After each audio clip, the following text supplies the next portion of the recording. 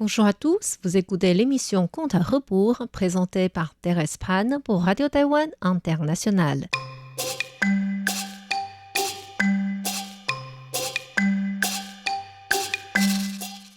La semaine dernière, nous avons vu que Qigong alla voir Liu Taizhen et fit que ce moine taoïste vaniteux perde tous ses biens. Sans plus aucun moyen de vivre, Liu Taizhen ne pouvait que compter entièrement sur Qigong et alla au lac Xihu selon son ordre pour rencontrer un homme s'appelant Li Guoyuan. Ce Li Guoyuan était un lettré riche. Il avait épousé Ling Shi, une femme bien vertueuse. Mais un jour, sans savoir pourquoi, Ling Shi devint comme folle. Li Guoyuan avait employé plusieurs médecins, mais personne n'arrivait à la soigner. Triste et impuissant, Li Guoyuan alla voir son bon ami s'appelant Li Chunshan pour se changer les idées. Ce Li Chunshan travaillait chez la famille Tu comme enseignant. Après avoir entendu la difficulté de son ami, il dit à Li Guoyuan: « Il y a une incantation de 5 tonnerres et de 8 diagrammes conservés dans le sanctuaire des ancêtres de la famille Tu. C'est une incantation que le grand maître taoïste Zhang Tianshi a écrit lui-même et elle peut chasser tous les mauvais esprits. Si on lui demande de la prêter, il n'acceptera pas. Mais je peux la prendre en cachette et te la passer. Tu l'accrocheras quelques heures chez toi pour faire partir les mauvaises choses. Peut-être que la maladie de ta femme pourrait être ainsi guérie. » Li Guoyuan pensait que cela valait le coup d'essayer et suivit Li Chunshan jusqu'au sanctuaire des ancêtres de la famille Tu. Li Guoyuan lui sortit un coffret en bois et dit: « Fais attention à ce trésor hérité et ne tarde pas à le ramener. »« Merci énormément, je vous la ramènerai demain. » Li Guoyuan quitta la maison de la famille Tu et se rappela qu'il n'avait pas encore pris le petit déjeuner. Il voulait au début inviter Li Chunshan à prendre le petit-déj avec lui, mais comme il lui parlait de cette incantation, il oublia complètement le repas. Comme ce serait bizarre qu'il retourne voir Li Guoyuan, il décida de prendre le repas sur la route avant de rentrer chez lui. En entrant dans le restaurant non loin, il vit que c'était quasiment complet. Les gens virent Li Chunshan entrer et se levèrent tous en donnant leur verre et dit: « Bonjour, monsieur Li, vous venez vous asseoir avec vous ?»« Merci, ce n'est pas grave. Asseyez-vous, je vais trouver une place plus loin. » Li Guoyuan s'installa à la table la plus vers l'intérieur et commanda des plats. Après avoir bu 2 verres, il se dit: « Les gens m'ont salué tout à l'heure et il faut que je les salue aussi.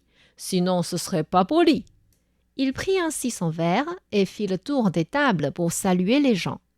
Or, quand il revint à sa table, il fut choqué de voir que le coffret en bois avait disparu. Il raisonna: « Si c'était autre chose de perdu, je pourrais encore le compenser par de l'argent. Mais cette incantation est sans prix. Si la nouvelle parvient aux oreilles de monsieur Tu, Li Chunshan sera licencié. » Ainsi, il rentra rapidement sans manger. Il fit venir 2-3 servants discrets et fidèles en leur disant: « J'ai mangé dans un tel restaurant tout à l'heure et j'ai perdu une incantation du maître Zhang Tianshi. Allez faire des enquêtes pour savoir qui l'a volée et où elle se trouve. N'hésitez pas à la racheter, c'est un objet précieux de quelqu'un d'autre. » Les servants sortirent immédiatement chercher des pistes. Quelques heures plus tard, un servant revint lui dire: « Maître, quand vous étiez dans ce restaurant, un voleur a volé l'incantation et l'a vendue à monsieur Liu du magasin d'antiquités pour Guzhai. Il a acheté à 1,2 kg d'argent. Et ce monsieur Liu est très proche de la famille du premier ministre Qin. Il la lui a tout de suite vendue pour 18 kilos d'argent. Maintenant, l'incantation est accrochée au pavillon Getianlou pour protéger sa maison. » Paniqué, Li Guoyuan se dit: « Ciel! Si c'était encore dans le magasin d'antiquité, je pourrais encore la racheter. Mais maintenant, c'est dans la maison du Premier ministre. Je n'ai aucun moyen de la récupérer. » Pendant qu'il raisonnait, le fils de Li Chunshan vint lui dire « Oncle, quand vous êtes parti, nous avons entendu que M. Tu alla faire une vénération des ancêtres demain.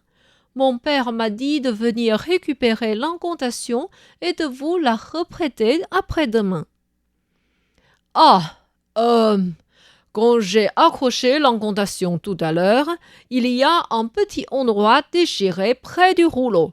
Je l'ai mis à réparer dans la boutique d'encadrement et je vous la ramènerai dès que possible. Pas besoin de refaire un trajet pour cela. » Une fois que le fils de Li Chunshan fut reparti, Li Guoyuan devint 1000 fois plus inquiet. À ce moment-là, son frère juré Zhao Wenhui vint le voir. Connaissant la situation de son épouse, Zhao Wenhui voulait en fait l'inviter à sortir à faire un tour pour changer d'air. Li Guoyuan dit « Grand frère, je suis vraiment désolé de ne pas pouvoir sortir avec toi aujourd'hui.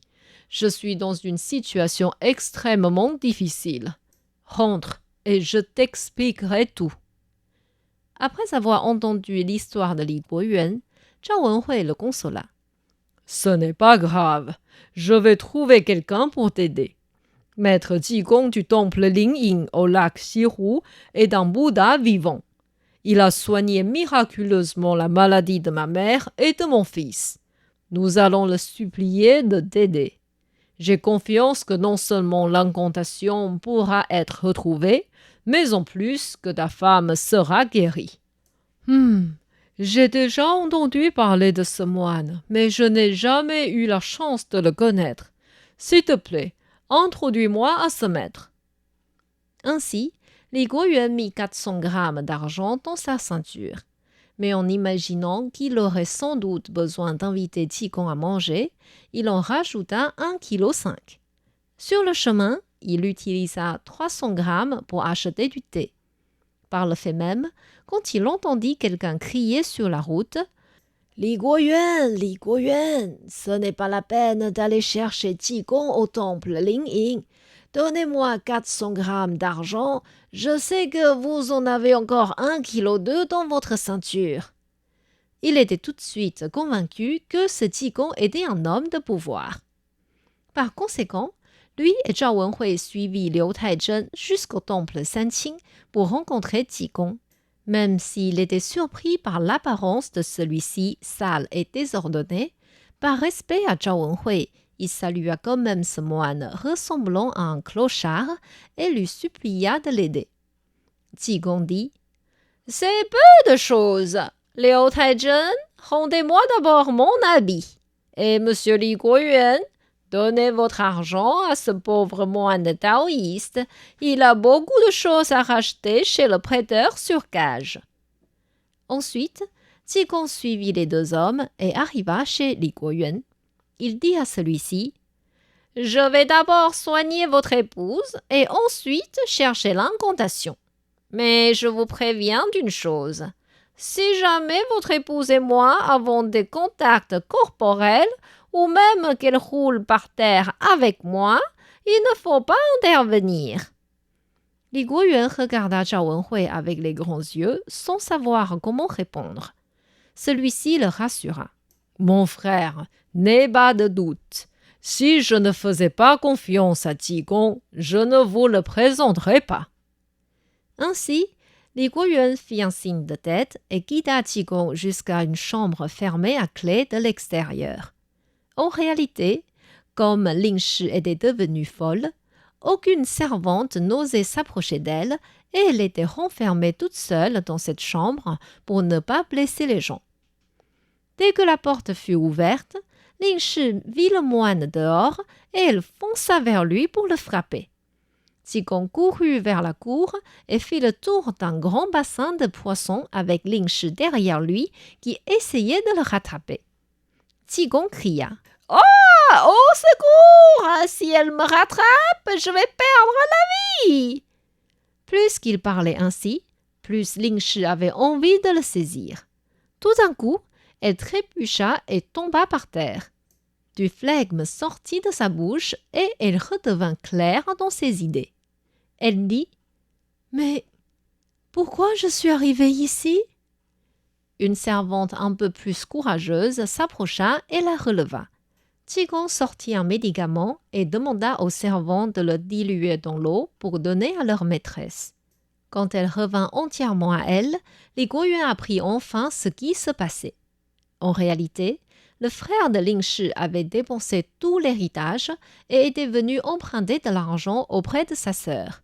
Comme c'est sa seule famille proche qui restait au monde, Ling Shi lui avait prêté une grosse somme sans oser le dire à son mari. Or, son frère ne quitta toujours pas sa voie et restait avec ses copains non sérieux. Très rapidement, il dépensa les 10 kilos d'argent et retourna en demander à sa sœur. Il promit à Ling Shi qu'il ferait des affaires cette fois-ci pour regagner tout ce qu'il avait perdu, et Ling Shi lui redonna à nouveau la même somme que la dernière fois par pitié pour lui. Mais quelques jours plus tard, son frère revint, étant de nouveau dans le besoin. Angoissé, du flegme coincé dans sa poitrine, Ling Shi perdit alors la tête. Grâce à Qigong, elle pouvait enfin se retrouver. Li Guoyuan était ravi et en grande admiration vers ce Bouddha vivant. Pour remercier Qigong et Zhao Wenhui, il les invita à boire un verre. Durant leur discussion, il demanda à Qigong « Maître, que dois-je faire pour récupérer l'incantation du maître Zhang Tianshi ?»« Pas d'inquiétude. Je vais employer la statue du Bouddha protecteur Wei Tuo de notre temple pour voler l'incantation de chez le Premier ministre. Continuez de votre côté, je vais faire des arrangements et je reviendrai tout à l'heure. » Comment la statue de Wei Tuo pourra voler l'incantation? Est-ce que Li Guoyuan pourra redonner l'incantation à Li Chunshan avant que la famille Du ne s'en rende compte? Je vous invite à revenir la semaine prochaine pour la suite de l'histoire. C'était Conte à rebours présenté par Thérèse Pan sur les ondes de RTI.